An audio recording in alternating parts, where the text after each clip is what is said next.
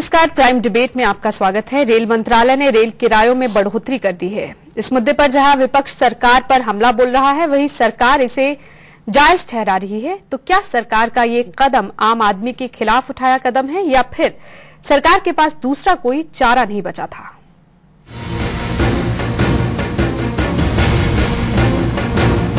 Rail किराया 21 जनवरी से महंगा हो रहा है, यानी अब साधारण द्वितीय श्रेणी उपनगरीय में सफर के लिए 2 पैसे प्रति किलोमीटर ज्यादा देने होंगे। वहीं साधारण द्वितीय श्रेणी में 3 पैसे प्रति किलोमीटर का इजाफा हुआ है। मेल एक्सप्रेस ट्रेनों के साधारण द्वितीय श्रेणी के किरायों में 4 पैसे प्रति किलोमीटर बढ़ोतरी हुई है, जबकि AC 3 टियर 10 पैसे प्रति किलोमीटर महंगा हुआ है। AC चेयर कार का किराया 10 पैसे प्रति किलोमीटर और AC 2 टियर का किराया 15 पैसे प्रति किलोमीटर बढ़ा है। वहीं AC प्रथम क्लास श्रेणी के किरायों में ये वृद्धि 30 पैसे प्रति किलोमीटर है। The fare hike was only confined to the first class ordinary, which is being phased out of the railway system. As such, we have very few first class coaches, the ordinary first class coaches with some of the trains, and this was then confined to the AC 2 tier and the AC first class or the executive class, which account for only 0.3% of the total passenger volume and about 10% of the revenues. हालांकि rail मंत्री पवन कुमार बंसल ने कहा है कि इसके बाद अगले महीने पेश किए जाने वाले रेल किरायों में कोई बढ़ोतरी नहीं की जाएगी, लेकिन जनता सरकार के इस कदम से काफी नाराज है। यात्रियों का कहना है कि सरकार किराया बढ़ा देती है, लेकिन यात्रियों की सुविधाओं का ख्याल नहीं रखा जाता। किराया बढ़ाइए, बेशक बढ़ाइए, पर स्लीपर क्लास में आम जनता चलती है। स्लीपर क्लास में किराया बढ़ा जाना बिल्कुल गलत है। AC में बढ़ाएं क्योंकि वहाँ पे लोग पैसे पे कर सकते हैं। First thing is that the fare should not have to increase because already pricing इतने हाइक हो रहे हैं और इन्फ्लेशन है, ऑलरेडी पेट्रोल के प्राइस इतने बढ़ चुके हैं। अभी अब रेलवे के प्राइस करोगे तो difficult for the passenger to you know. Normal passenger के लिए तो नहीं बढ़ने चाहिए, लेकिन ऐसे है कि जैसे कि सुविधाएं जैसे हम देखते हैं ट्रेन में नॉर्मली कभी हम दरवाजे पीछे देखते थूका हुआ ये है, साफ सफाइयाँ सब जरूरी होती हैं, तो इसके लिए लगता है कि बढ़ने चाहिए। नहीं, बढ़ना चाहिए क्योंकि हमें ज़्यादा सुविधाएं चाहिए ट्रेनों की, तो वो किराए नहीं बढ़ेंगे तो मिल नहीं पाएंगी। लेकिन एकदम ज़्यादा इतना भी नहीं बढ़ाया जाए कि वो 36% तक बढ़ा दिया इन्होंने। रेल मंत्रालय के इस कदम को डॉक्टर मनमोहन सिंह सरकार के आर्थिक सुधारों की एक कड़ी माना जा रहा है। रेल के बढ़े हुए किराए से 6,600 करोड़ रुपए की आमदनी होने की उम्मीद है, जिनमें से 1,000 करोड़ रुपए AC श्रेणी के किराए से हासिल होंगे। क्या रेल किरायों में जो बढ़ोतरी हुई है वो बहुत ज्यादा है या फिर जनता यूं ही इस मुद्दे को लेकर हंगामा कर रही है? इस पर चर्चा करेंगे स्टूडियो में मौजूद हमारे मेहमानों के साथ। हमारे साथ है PC Sanghi, federation of sector welfare association of Chandigarh के चेयरमैन, स्वर्णजीत मेहता जो कि एक समाजशास्त्री हैं, सौरभ जोशी भाजपा पार्षद है नगर निगम चंडीगढ़ के, और नगर निगम चंडीगढ़ के ही मेजर DS संधू मनोनीत पार्षद। सबसे पहले सांघी जी आपसे शुरुआत करना चाहेंगे, आपको लगता है कि आम लोगों को मद्देनजर रखते हुए ये बढ़ोतरी जायज है?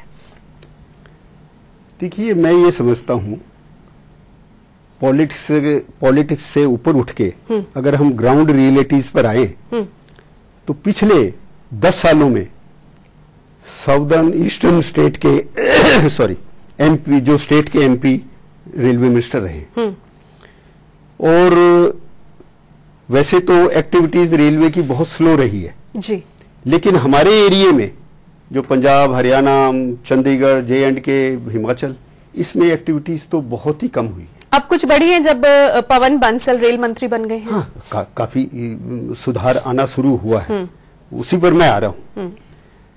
तो पिछले 10 साल में कोई किराया भी नहीं बढ़ाया इन्होंने। क्यों नहीं बढ़ाया? क्योंकि आगे कोई उसकी एक्टिविटीज नहीं बढ़ी। अब 10 साल के बाद आप देखिए कि फ्यूल की प्राइस डबल हो गई इन 10 सालों में, चाहे वो डीजल हो चाहे इलेक्ट्रिसिटी हो। ऐसे ही वेजेस कहाँ पहुंच गई है, चाहे सफाई कर्मचारी हो चाहे रेलवे बोर्ड का चेयरमैन हो, उनकी सबकी 3 गुना से सैलरी हो गई है। अपकीप और मेंटेनेंस, चाहे वो रेलवे की हो, कोचेज की हो, चाहे वेटिंग रूम की हो, प्लेटफॉर्म की हो, वो भी बहुत महंगी हो गई। उस लिहाज से आप मानते हैं कि ये जायज है? हाँ। स्वर्णजीत मेहता, मैं आपसे अब पूछना चाहूंगी, अर्थशास्त्री हैं हमारे प्रधानमंत्री, आपको लगता है जो सुधारों की बात, आर्थिक सुधारों की बात कर रहे हैं कि इस आर्थिक सुधारों के लिए ये सारे योजनाएं बनाई जा रही हैं, आपको लगता है सुधार होंगे?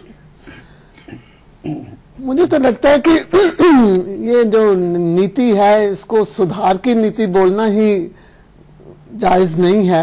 पहले से जनता जो है महंगाई की मार झेल रही है, रसोई गैस के दाम बढ़ गए हैं, पेट्रोल डीजल महंगा है, उसके बाद अब ये जो किराए में बढ़ोतरी है, आम जनता पर इसका कितना असर इसका पड़ेगा? बहुत ज्यादा बोझ पड़ेगा। और सबसे ज्यादा बोझ तो उन लोगों के ऊपर है जो अपनी स्टेट्स जो जिनमें ज्यादा तरक्की नहीं हुई है वहां से महानगर और दूर दूर की स्टेट्स में काम करने के लिए जाते हैं। उन लोगों के बिना इन दूर की स्टेट्स का भी गुजारा नहीं है, क्योंकि खेती इनके ऊपर निर्भर है। से काम के लिए सर्विस मजदूर है, वो जहाँ आए हुए हैं काम बिहार से आ रहे हैं, उड़ीसा से आ रहे हैं, बॉम्बे जा रहे हैं, पंजाब हरियाणा में आ रहे हैं, और इन्होंने लॉन्ग डिस्टेंस ट्रेवल करना होता है और गरीब आदमी है। और ये है कि ये मेल सिलेक्टिव माइग्रेशन होती है, इनकी फैमिलीज बैक होम उन्हीं स्टेट्स में रहती हैं, इनको साल में एक दफा फैमिली को देखने भी जाना होता है। उन पर बोझ लोगों के ऊपर तो बहुत ज्यादा बोझ है और उनके लिए ये बहुत ही मुश्किल होगा इस भार को सह सकना, क्योंकि उनकी वेजेस इतनी बड़ी नहीं है, उनके लिए बहुत मुश्किल है। सौरभ, मैं आपके पास बाद में आऊंगी, लेकिन मिसेस संधू, मैं उससे पहले आपसे पूछना चाहूंगी, जो सांघी जी ने कहा या स्वर्णजीत मेहता जी ने कहा, आप उस चीज को सही मानते हैं? मैं ये सोचता हूँ कि आम आदमी को सामने रख के अगर फिर सोचा जाए तो 2 पैसे पर किलोमीटर जो इंक्रीज है, that is hardly any increase. Reason is कि यहाँ से आप दिल्ली का आप देख लो जी, 250 किलोमीटर है, अगर 2 पैसे है तो वो 5 रुपए सारा बनता है। ठीक है, अगर 3 पैसे भी है तो 7.5 रुपए बनता है। मैं सोचता एक चाय के कप की कीमत है, यानी न्यूनतम बढ़ोतरी हुई है आपकी नजर में? बहुत ही कम, इससे कम तो वाजिबी नहीं थी। एक चाय के कप के बराबर यहाँ से दिल्ली जो है ये बढ़ोतरी, आम आदमी की बात कर रहा हूँ। अमीर आदमी का ठीक है, वो कितना भी दे सकता है, उसको मैं एक साइड में रखता। ठीक है। नंबर 2 जी, जो इंडिया है यहाँ पर रेलवे सबसे चीपर है, फेयर जो है फ्रेट चार्जेस, फेयर चार्जेस सबसे पूरी वर्ल्ड में कम है। अभी स्कोप ये है कि अगर आप फ्रेट चार्जेस इंक्रीज करते जाते हैं तो वो बहुत ज्यादा हो जाएगा, उसका इन्फ्लेशन के ऊपर बहुत इफेक्ट होगा जी। यहाँ पर आप कंपेयर करेंगे, यहाँ पर जो पैसेंजर फेयर और फ्रेट फेयर, इन दोनों का रेशियो जो है 0.38 है। लेकिन जो संधू जी अभी आप कह रहे न्यूनतम किराया बढ़ाया है, तो क्या इससे जो वो सुधारों की बात कर रहे हैं, सुविधाओं की बात कर रहे हैं, वो पूरी हो पाएंगी? फिर इससे पूरी नहीं हो पाएंगी, तो फिर क्या तुक है बढ़ाने का? बताता हूँ, लेकिन जरूरी चीजें जो है क्या है, एक तो हालत जो है पूरे रेलवे स्टेशन की बहुत खराब है। सिक्योरिटी की problem, people do not find कि मैं सिक्योर हूँ रेलवे के सफर में जी, वो बहुत इंपॉर्टेंट है जी। जो इनकी डेफिशिएंसी है रेलवे का प्रोटेक्शन की साइड में, उसको पूरी हो जाएगी, रेलवे स्टेशन की इंप्रूवमेंट होगी। और क्योंकि 25,000 रुपया इस साल का लॉस है, वो कुछ हद तक जो है वो लॉस, घाटा इतने से तो पूरा नहीं होगा, इससे नहीं होगा, लेकिन कोशिश कर रहे हैं। इसमें 660 करोड़ सिर्फ पूरा हो पाएगा, लेकिन एक कोशिश है जी, कोशिश है, ये 100% नहीं है, ये एक कोशिश शुरुआत है, बढ़े। सौरभ, बहुत सुधार बढ़े। सौरभ, आप क्या कहेंगे? खुशी की बात है कि यहां पे शब्द लिया गया इंडिया। बात समझने वाली है कि जैसे डॉक्टर मेहता ने बहुत अच्छी बात कही कि यहां पर जो लोग काम करने आते हैं, खासकर पंजाब में और चंडीगढ़ जैसे विकसित शहर में, और जिन लोग हमें लग्जरी लाइफ प्रोवाइड करते हैं, ये उन आम लोगों की बात कर रहे हैं, यानी कि बिहार, उत्तर प्रदेश, मध्य प्रदेश, छत्तीसगढ़, लंबी दूरी के यात्री। और वो लोग हैं जहां पर मोन्टेक सिंह आलूवालिया जी ने रिपोर्ट दी है, जिनके बारे में उन्होंने कहा 32 रुपए प्रतिदिन। ये मैं नहीं कह रहा हूं, ये सरकार के डाटा कहते हैं 32 रुपए प्रतिदिन। अब मैं 32 रुपए प्रतिदिन को 30 से मल्टीप्लाई करूं एक महीने में, तो आपको लगेगा कि वो 900 रुपए या 1000 रुपए के बीच में रह जाएगा। ठीक। अब उस व्यक्ति को अगर दिल्ली से, मैं अभी चंडीगढ़ की बात नहीं करता, पंजाब की बात नहीं करता, दिल्ली से अगर उसको कानपुर तक आना है तो आप ये सोचे कि वो क्या कमाएगा और क्या खाएगा। 32 रुपए भी खर्च के लिए नहीं होंगे। अब मैं आ रहा हूं, उसी तरफ आ रहा हूं, क्योंकि अब बहुत अच्छी बात आई, इंडिया का नाम आ गया, हिंदुस्तान का नाम नहीं आता है, क्योंकि हिंदुस्तान कहीं और बसता है। दिक्कत यह पड़ रही है किराया क्यों बढ़ाना है, और किराया इस वक्त क्यों बढ़ाया जा रहा है जब फाइनेंशियल बजट जो है वो 1 महीने बाद 28 तारीख को ड्यू बनता है जनरल बजट का। वो कह रहे हैं उस वक्त रेल बजट में किराए नहीं बढ़ाए जाएंगे। मैं आ रहा हूं उसी बात में, वो स्टेटमेंट देना उनका लाजमी था, उनको पता था कि विपक्ष उसके लिए तैयार बैठा होगा, आम जनता तैयार बैठी होगी, और बोला जा रहा है कि 10 साल से किराया नहीं बढ़ाया जा रहा, लेकिन भूल गए कि किराया बढ़ाया जाता है लेकिन जनरल कैटेगरी का नहीं बढ़ा। ये 10 साल बाद सिर्फ जनरल कैटेगरी का बढ़ा है, उसको कहते हैं कि 10 साल से बढ़ा नहीं है। तो सौरभ 10 साल बाद अगर बढ़ा रहे हैं तो वो भी, और न्यूनतम जैसे मेजर संधू भी कह रहे हैं कि न्यूनतम किराया बढ़ा है, तो क्या वो भी गलत है? सहूलतें, वो कह रहे हैं हम सहूलतें देंगे, सुविधाएं देंगे, अगर नहीं बढ़ाते तो सुविधाएं कैसे देंगे? बहुत बढ़िया बात बोलिए।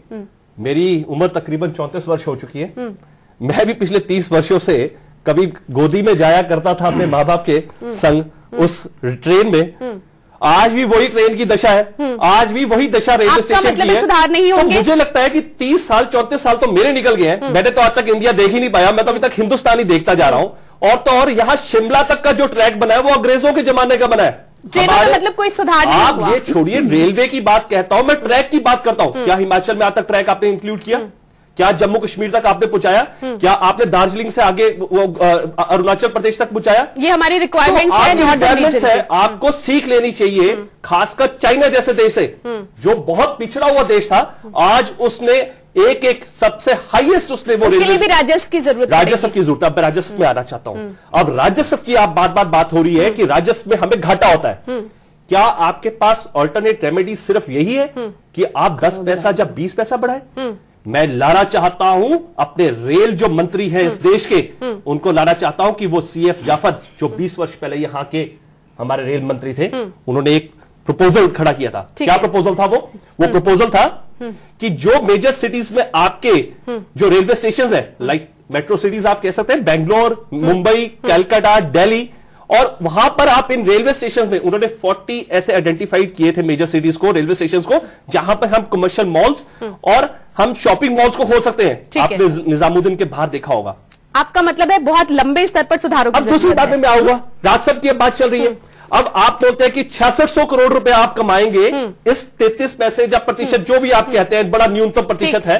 मैं ये पूछना चाहता हूं, 6600 करोड़ से क्या आप बजट को हिला पाएंगे? क्या लग्जरी दे पाएंगे? बिल्कुल नहीं दे पाएंगे। आपने मैं ध्यान लाना चाहता हूं, rail land development authority, like Punjab में जैसे पूडा बनता है, हरियाणा में हुडा बनता है, ऐसे ही रेल डेवलपमेंट अथॉरिटी है, वो है रेलवे की पूरे थ्रू। और हमारे पास रेल डेवलपमेंट अथॉरिटी का जो कमीशन बैठा था, वो था, मेरे ख्याल से, मैं नाम मुझे याद नहीं, सैम पिट्रोडा। उस कमीशन ने आइडेंटिफाई किया था थ्रू आउट कंट्री हमारे पास 10,000 एकड़ जगह पड़ी है, ठीक है, जिसके थ्रू हम 50,000 करोड़ रुपीस हम पर एनम रेवेन्यू जनरेट कर सकते हैं। इस मुद्दे पर हम चर्चा करेंगे सौरभ, लेकिन फिलहाल यहां रुकेंगे एक छोटे से ब्रेक के लिए। ब्रेक के बाद एक बार फिर आपका स्वागत है। हम बात कर रहे हैं रेल किरायों में जो इजाफा हुआ है वो सही है या नहीं। सांगी जी, सौरभ ने बहुत सारे सुझाव दिए हैं। उन्होंने ये कहा है कि जरूरी नहीं था कि किराया ये जो न्यूनतम बढ़ाया जाए, वो जरूरी नहीं था, उसके और भी तरीके हैं कि आप राजस्व कमाया जा सकता है। आप क्या कहेंगे? देखिए, ऐसा है, एक तो 2 पैसे जो बढ़ाया है बड़ा नॉमिनल है, वो कोई खास इफेक्ट नहीं करता कॉमन आदमी को और दूसरों को। दूसरे, हमें पेसिमिस्टिक नहीं होना चाहिए। जैसे सौरभ जी कहते हैं कि 34 साल से कुछ नहीं हुआ, हमें हमेशा पेसिमिस्ट नहीं होना चाहिए। मैं समझता हूं कि देखिए, हमारे जो प्रोजेक्ट रुके हुए थे, अगर इस एरिया की बात करें हम, लुधियाना रेल लिंक, ये जो दप्पर चंडीगढ़ डुअल जो रेल लिंक है, ऐसे अपग्रेडेशन ऑफ रेलवे स्टेशन, तीसरी शताब्दी की, और बहुत चीजें हैं, पंजाब की बरनाला अमृतसर एक लिंक, ये सारे रुके हुए कितनी देर से, ठीक है। और अब आप देखिए 3 महीनों में 199 करोड़ जो है सैंक्शन हो गया, ये दप्पड़ और ये डुअल रेल का। लुधियाना लिंक भी मेरे ख्याल से मार्च एंड तक खत्म, ये पूरा हो जाएगा। ठीक। कितनी ट्रेनें हैं जो कि यहाँ डाइवर्ट हो सकती हैं अगर ये ड्यूअल रेल है, क्योंकि जितनी भी ट्रेनें हैं सारी अमृतसर और ये चली जाती है अंबाला से, तो वो सारी इधर डाइवर्ट हो जाएगी। ठीक। दूसरे पैसा जो है, चलो 6,600 करोड़ ही सही, उन्होंने जैसे प्रॉमिस किया है रेलवे मिनिस्टर ने, सुविधाएं और सहूलतें दी जाएंगी, दे देंगे, सैनिटेशन कंडीशन इंप्रूव होगी, फूड क्वालिटी इंप्रूव होगी। तो अगर ये चीजें होती है तो इतने किराए बढ़ाने में तो इससे और बढ़िया क्या चीज हो सकती है। ठीक है। सर मेहता जी, आपको लगता है जो सुधार हुए हैं, जैसे सांघी जी कह रहे कि ऐसा नहीं है कि सुधार नहीं हुए, सौरभ कह रहे थे बिल्कुल कुछ भी नहीं बदला, लेकिन वो कह रहे हुए हैं, आप मानते हो कि अब जो रेल किराए में बढ़ोतरी की गई है उससे और सहूलतें दी जाएंगी? जैसा ये भी कह रहे हैं सौरभ कि ऐसा कुछ होगा नहीं, सिर्फ किराया बढ़ाया जा रहा है, सहूलतें नहीं मिलेंगी। मुझे लगता है इन्होंने ठीक ही कहा, क्योंकि जो पिछला एक्सपीरियंस है वो तो यही कहता है कि सहूलतों के बारे में तो सरकार चुप ही रहती है या कह देगी। और जैसे अब ट्रेंड चल रहा है कि हर चीज को आउटसोर्स कर दो, प्राइवेटाइज कर दो, ये नहीं है कि सिर्फ किराए बढ़ाए हैं। अब अगले स्टेप इन्होंने ये लेने हैं कि केटरिंग को फुल्ली प्राइवेटाइज कर दो और सफाई भी आउटसोर्स कर दो, प्राइवेट उसके लिए लगा दो, तो अपने कंट्रोल में इनके कुछ नहीं रहेगा।